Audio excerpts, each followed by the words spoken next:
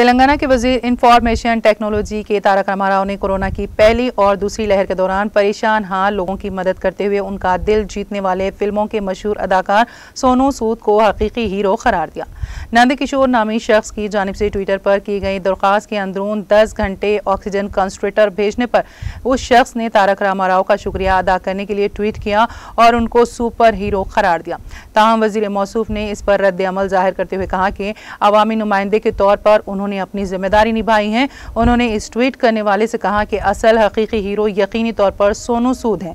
तारक रामाराव के इस ट्वीट पर सोनू सूद ने उनका शुक्रिया अदा किया और तारक रामाराव को तेलंगाना के लिए एक हकीकी हीरो करार दिया, जिन्होंने तेलंगाना के लिए बहुत कुछ किया है।